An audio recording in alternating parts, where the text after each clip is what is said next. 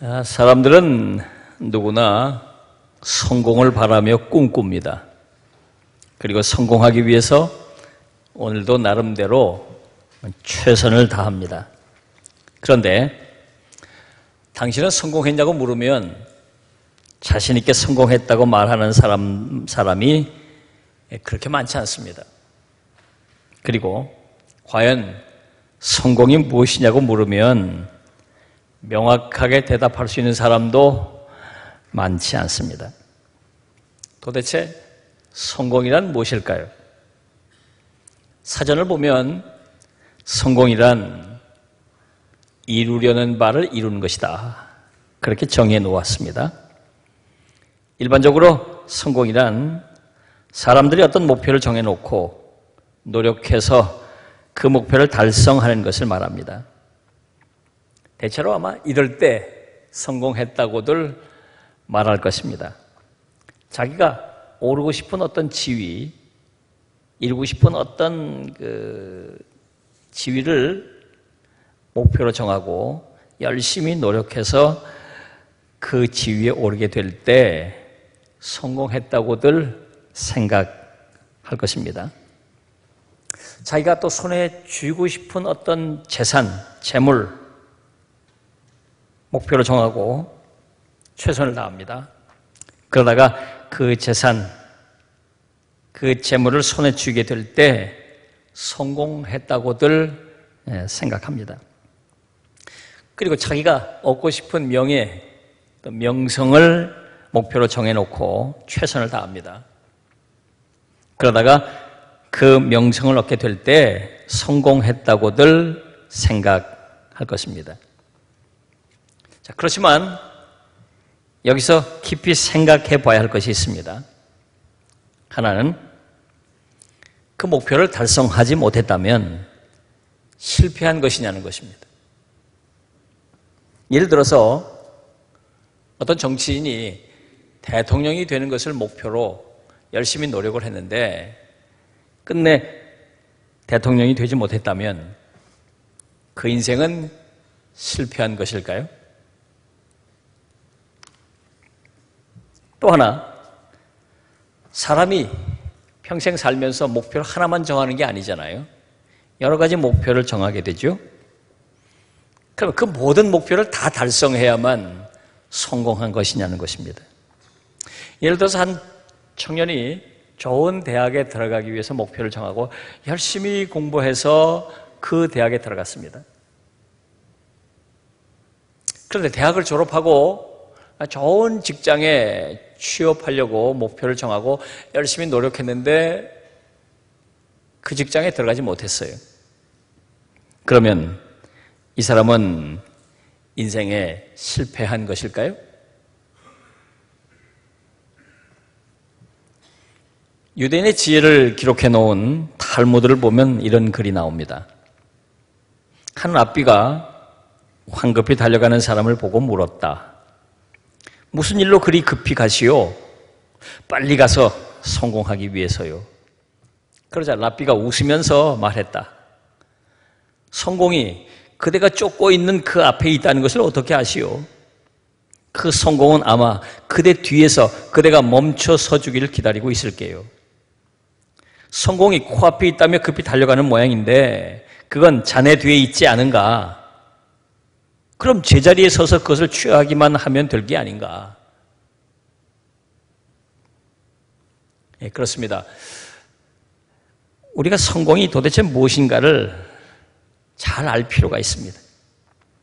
세상에 떠도는 성공에 대한 잘못된 생각을 따라가다 보면 마치 신기루를 쫓듯이 인생을 낭비할 수가 있습니다. 특히 우리 그리스도인들은 이런 성공을 쫓으면 안 되겠습니다. 우리 그리스도인들은 올바른 성공관을 가져야 하겠습니다. 성경에 기초해서 그리스도인으로서의 성공이 무엇인지를 올바로 이해해야 하겠습니다. 자, 그러면 성경이 가르쳐주는 성공이란 무엇일까요? 우선 우리가 분명히 해야 할 것이 있습니다. 여러분, 성경에는 성공이란 단어가 단 한 차례도 나오지 않는다는 것입니다. 성공이라는 말이 성경에는 없어요. 왜 그럴까요? 이 성공이라는 말은 인본주의적 발상에서 만들어진 말이기 때문입니다. 다시 말해서 우리가 우리 인생을 스스로 좌지우지할 수 있다고 생각하면서 만들어진 말이기 때문입니다. 그러나 성경에도 오늘 우리가 성공이란 뜻으로 사용하는 말들이 여러 나옵니다. 결과적으로 우리가 바라는 것이 이루어진다, 그런 뜻의 말들이 여러 나옵니다. 이 말들을 우리가 오늘 우리말로 성공이라고 번역할 수는 있겠죠. 자, 이런 말씀들을 기초로 성경이 우리에게 가르쳐 주시는 성공이 무엇인지를 살펴보겠습니다. 자, 우선 가장 중요한 것은 성경이 가르쳐 주는 성공은 하나님이 주신다는 것이에요. 성공은 하나님께서 주신 것이라고 성경은 우리에게 가르쳐 줍니다. 자, 오늘 본문 1절로 2절을 보면 이렇게 말씀하고 있죠. 네가 네 하나님 여호와의 말씀을 삼가 듣고 내가 오늘 네게 명령하는 그의 모든 명령을 지켜 행하면 네 하나님 여호와께서 너를 세계 모든 민족 위에 뛰어나게 하실 것이라. 네가 네 하나님 여호와의 말씀을 청종하면 이 모든 복이 네게 임하며 네게 이르리니. 하나님께서 세상 사람들이 바라고 목표로 삼으려고 하는 그런 것들을 하나님께서 주신다는 것입니다. 다시 말하면 성공은 하나님께서 주시는 것이라고 하는 말씀이에요. 그렇습니다. 세상 사람들이 생각하는 성공과 성경이 가르쳐주는 성공이 결정적으로 다른 점이 바로 여기 있는 것입니다. 세상 사람들은 성공은 내가 성취하는 것이라고 생각합니다. 그러나 성공은 하나님께서 주시는 것이라고 말씀하고 있는 것입니다. 그러면 하나님께서는 어떤 사람에게 성공을 주실까요? 오늘 본문을 보면 하나님께서는 하나님의 말씀을 따르는 사람에게 성공을 주신다고 말씀하고 있습니다. 자, 그러니까 세상 사람들은 자기가 정해놓은 목표를 달성하고자 노력하면서 성공을 추구해 갑니다.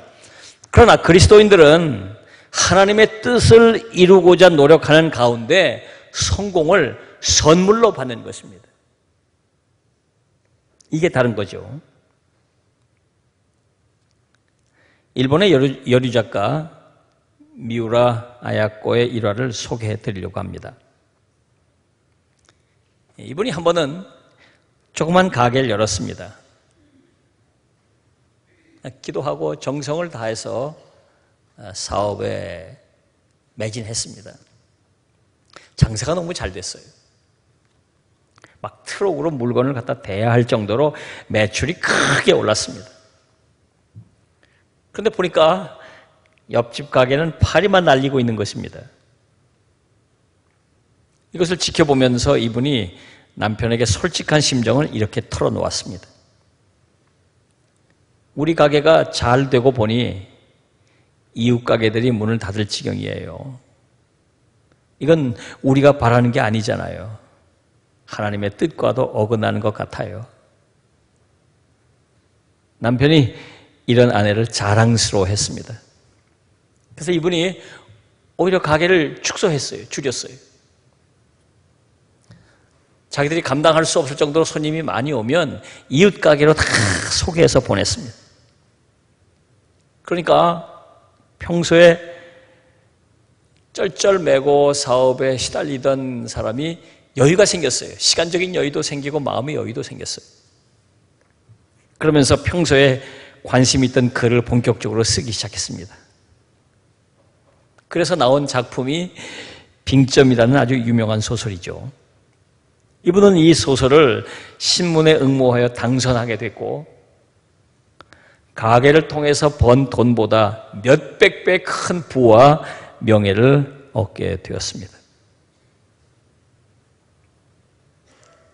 아마도 세상 사람들 같았으면 자기 가게가 번창하고 이웃 가게가 자기 가게 때문에 문을 닫을 지경이 됐다면 당연하게 생각했을 것입니다. 어차피 치열한 경쟁 사회 속에서 나도 성공하고 너도 성공할 수 없기 때문에 내가 성공하려면 네가 피해보는 일은 어쩔 수 없는 일이라고 치부해 버렸을 것입니다. 그러나 그리스도인인 미우라 아야코는 달랐습니다. 이웃 가게에 피해를 주면서까지 자기가 잘 되는 것이 이분의 목표가 아니었습니다. 그렇게 되는 것이 하나님의 뜻이 아니라고 생각했습니다. 그래서 세상 사람들처럼 자기 욕심을 채우는 길로 가지 않고 하나님의 뜻을 이루는 길로 갔습니다. 자, 그러자 하나님께서 하나님의 방법으로 더 큰 것을 채워주신 것입니다. 가게를 통해서 벌 수 있는 돈보다 더 큰 돈을 벌게 해주셨을 뿐만 아니라 큰 명예도 얻게 해주신 것입니다. 여러분, 이것이 하나님께서 주시는 성공입니다. 오늘 이 본문 말씀은 우리에게 누구의 기준에 맞는 성공을 목표로 삼을 것인가를 정하라고 우리에게 도전합니다. 세상 사람들의 기준에 맞는 성공을 목표로 세울 것인지 아니면 하나님의 기준에 맞는 성공을 목표로 세울 것인지를 정하라는 것입니다. 많은 그리스도인들이 세상 사람들이 정해놓은 그 성공의 목표를 향해 달려가면서 자기 힘으로 부족하니까 하나님 도와달라고 기도하고 있다 그 말이에요. 잘못된 것이죠. 우리는 하나님의 기준에 맞는 성공을 목표로 삼아야 합니다. 우린 그리스도인으로서 내가 성공을 이루려고 하기보다는 하나님께서 주시는 성공을 바라고 꿈꿔야 하겠습니다. 그리고 우리는 하나님께서 성공을 주실 만한 사람이 되려고 노력해야 합니다. 자, 성경이 가르쳐주는 성공은 또 하나 마지막에서 확인되는 것입니다. 성경에서 요사이 우리가 사용하는 성공이라는 말과 가장 가까운 말을 찾아본다면 형통이라는 말입니다. 형통. 모든 것이 뜻하는 바대로 잘 되는 것, 그런 뜻이죠. 성경에 이 말이 참 많이 나옵니다. 성경에서 형통한 사람의 대표적인 인물을 꼽으라면 요셉을 들 수 있습니다. 창세기 39장을 보면 형통이라는 말이 3번 나와요. 한 장에. 바로 요셉을 설명하기 위해서 쓰여진 말입니다. 어느 누군가가 형통한 사람이라고 하면서 그 사람을 3번이나 한 장에서 형통한 사람이라고 소개한 예는 요셉 외에는 없습니다. 그래서 형통을 이해하려고 할 때 우린 요셉을 살펴볼 필요가 있습니다. 우선 창세기 39장 2절을 보면 이렇게 되어 있습니다. 여호와께서 요셉과 함께 하심으로 그가 형통한 자가 되어 그의 주인 애굽 사람의 집에 있으니. 지금 요셉이 애굽의 보디발이라는 친유당 집에 팔려가서 그 사람의 집에 노예가 되었다는 것입니다. 그런데 그 사람을 형통한 사람이라고 말씀하고 있는 것입니다. 여기서 분명한 건요, 이 형통하다고 할 때 시제가 현재로 되어 있어요. 지금은 조금 고생하고 있지만 나중에 형통할 것이다, 그게가 아니라 지금 이미 형통하다는 것입니다.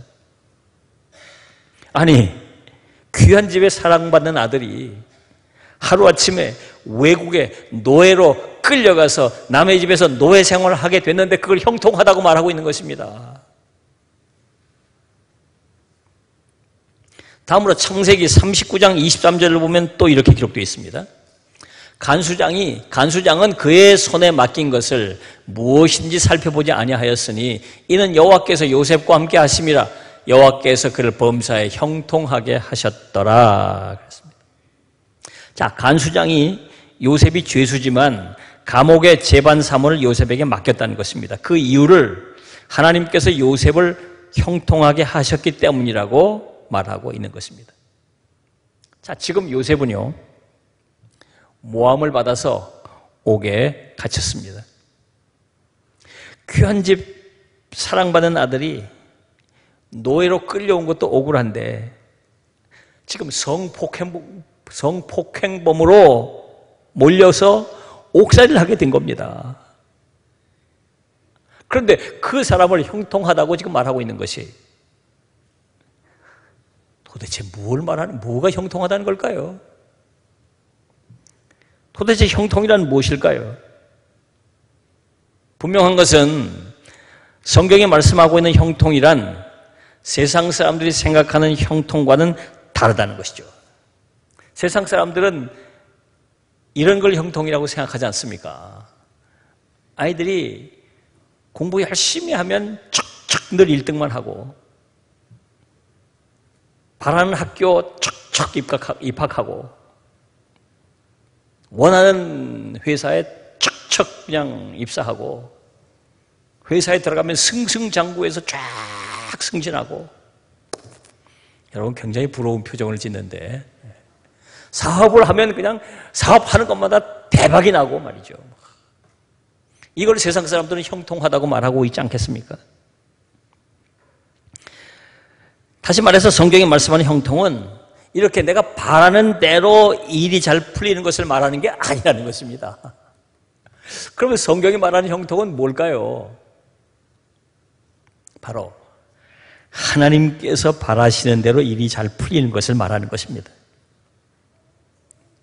이스라엘 백성을 애굽으로 이주시키기 위해서 하나님께서 뜻을 정해 놓으시고 요셉을 먼저 선발대로 애굽으로 보내신 것입니다.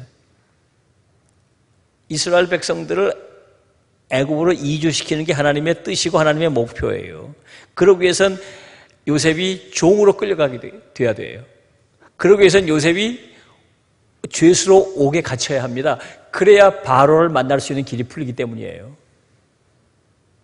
그런 관점에서 보면 요셉이 지금 애굽으로 노예가 돼서 끌려가고 옥살이를 하게 되는 이 모든 일들은 하나님 관점에서 보면 일이 잘 지금 풀려가는 것입니다. 아주 형통한 거예요. 요셉 입장에서 보면 죽을 지경이겠지만 물론 하나님은 그렇다고 해서 요셉을 죽을 고생만 시키는 건 아닙니다.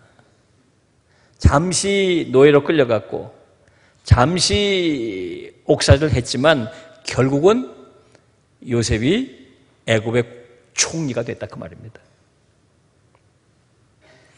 노예가 되고 죄수가 되는 이 모든 것들은 과정일 뿐입니다.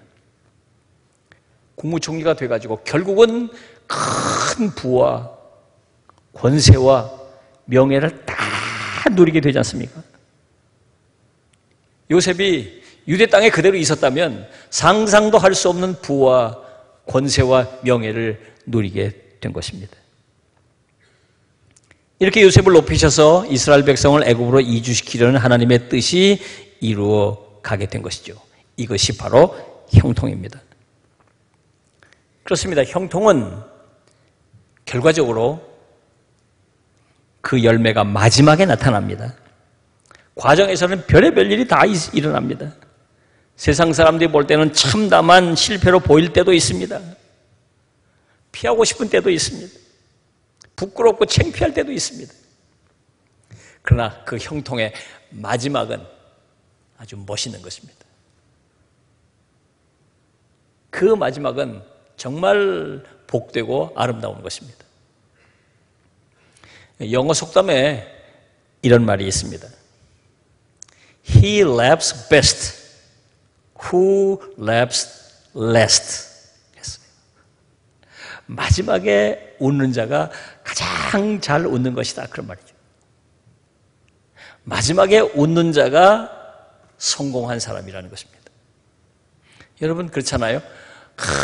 뭐 도중에 깔깔거리고 웃고 막 자랑스러워서 자랑하고 막 기뻐하고 마지막 가서 눈물 흘리면 뭔 소용이 있겠어요? 마지막 가서 통곡하고 울면 뭔 일이 그게 무슨 성공이겠어요? 중간에는 힘들고 눈물 흘리고 땀 흘리고 힘들어도 마지막 가서 웃을 수 있어야 그것이 성공이죠. 그렇습니다. 하나님께서 주시는 성공은 마지막에 웃게 하시는 성공입니다. 마치 농부가 봄과 여름 긴 시간 땀 흘려 수고한 뒤에 가을이 깊어진 뒤에서야 과실을 따는 것과 같습니다. 그래서 여러분, 우리 그리스도인들은 성공을 긴 시각으로 봐야 합니다. 긴 시각으로 봐야 돼요. 지금 뭐 하나 이루어놨다고 나는 성공했다고 교만 떨 일이 아니에요. 지금 내가 이루려고 하는 것이 지금 잘 안 됐다고 해서 나는 실패자다, 그렇게 생각할 일이 아니에요. 진정한 성공은 생의 마지막 끝자락에서 드러나게 된다는 것입니다.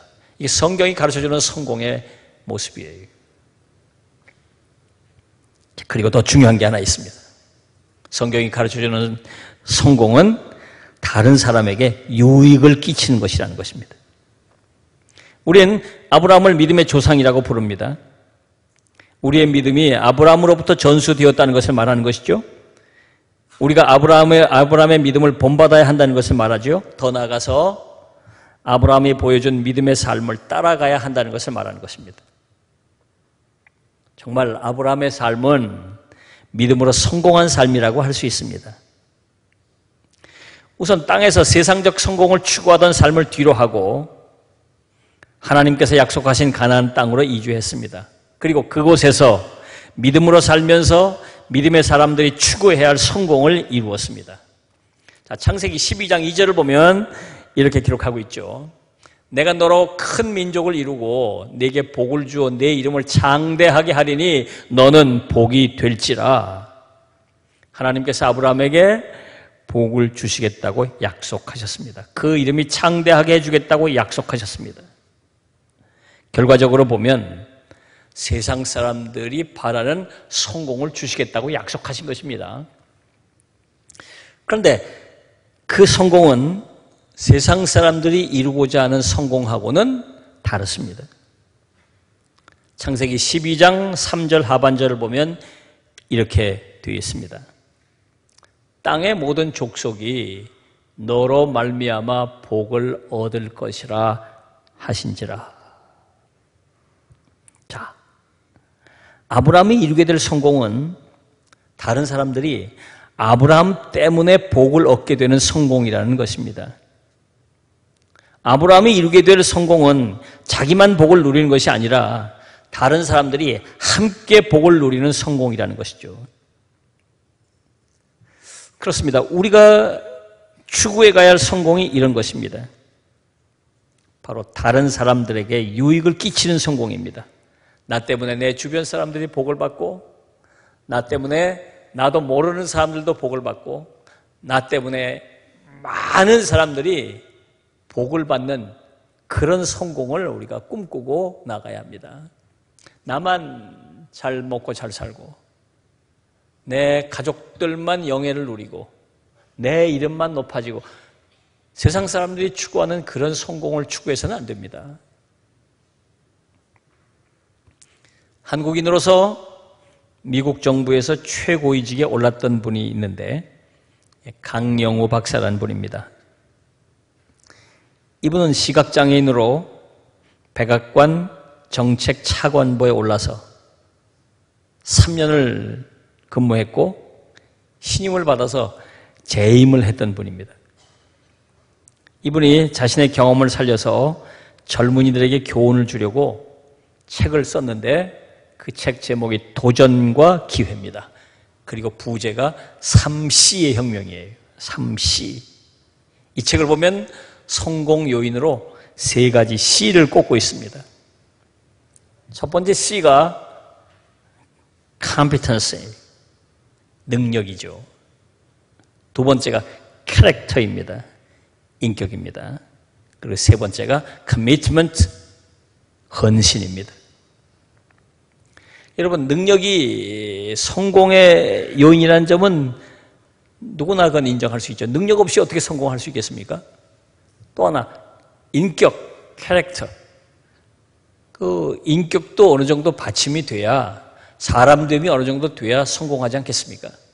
그런데 세 번째, 이 커미트먼트 헌신이라고 하는 것은 이 강영우 박사가 독특하게 주장하는 것입니다. 남들은 잘 얘기하지 않는, 이분이 강조하는 것이 바로 이 세 번째 C, 커미트먼트에 있어요. 이 책에 이런 말이 나옵니다. 한국 사람들은 자녀에게 배워서 남주나 그런 말을 많이 합니다. 너 자신이 잘 되기 위해 공부하는 것이라는 의미죠. 그러나 사실 공부는 배워서 남주는 것입니다. 미국의 인재들은 어릴 때부터 남을 위해 공부하고 일하면 결과적으로 자기도 성공하게 된다, 그런 말을 들으며 성장한다는 것입니다. 기독교 문화권이 성공에 대한 개념이 다르기 때문이죠. 헌신을 가르쳐주는 거예요. 남을 위해서 헌신하고 남을 위해 봉사하고 남들을 잘 섬기다 보면 성공이 열매로 따라온다는 것입니다. 그렇습니다. 그리스도인인 강영우 박사의 성공 요인은 결국은 헌신을 강조하고 있습니다. 남에게 유익을 끼치는 성공이야말로 진정한 성공이라고 보기 때문입니다. 우리 그리스도인들은 이렇게 남에게 도움이 되고 남에게 유익을 줄 수 있는 그런 성공을 추구하며 살아가야 합니다. 이것이 세상 사람들이 보는 성공과는 다른 것입니다. 사랑하는 여러분, 하나님께서는 우리가 이 세상을 사는 동안에 성공하길 바랐습니다. 그러나 하나님께서는 우리가 생각하는 성공이 세상 사람들이 생각하는 성공과는 다르기를 바라신다는 것입니다. 우선 우리는 성공이란 하나님께서 주시는 것이라는 점을 명심해야겠습니다. 내가 이루려고 하기보다는 하나님의 뜻을 따르는 도중에 하나님께서 이루어 주시는 성공을 소망해야겠습니다. 그리고 우리는 성공이 우리 인생 마지막 부분에 가서 평가되어진다는 사실을 잊지 말아야 합니다. 긴 호흡으로 진정한 성공을 이루기 위해서는 오늘 작은 성공에 기뻐하거나 교만하지 말고, 오늘 작은 실패에 낙심하거나 절망하지 말고, 우리 인생 마지막에서 평가되어질 그 성공을 바라보고 묵묵히 뚜벅뚜벅 우리 갈 길을 가야 한다, 그 말입니다. 그리고 그 성공은 나만을 위한 게 아니라 남을 위한 것이다. 내가 성공함으로 누군가가 눈물을 그치고, 내가 성공함으로 누군가가 행복해하고, 내가 성공함으로 이 세상이 더 밝아지고 살기 좋은 세상으로 변화되고, 이런 성공을 우리는 꿈꾸고 추구해 가야 하겠다, 그 말입니다. 사랑하는 여러분, 여러분 모두가 성공적인 인생을 살아가시기를 주님의 이름으로 축원합니다. 기도하겠습니다. 주신 말씀을 생각하면서 여러분의 마음의 소원을 주 앞에 아뢰시길 바랍니다. 다 같이 기도합시다.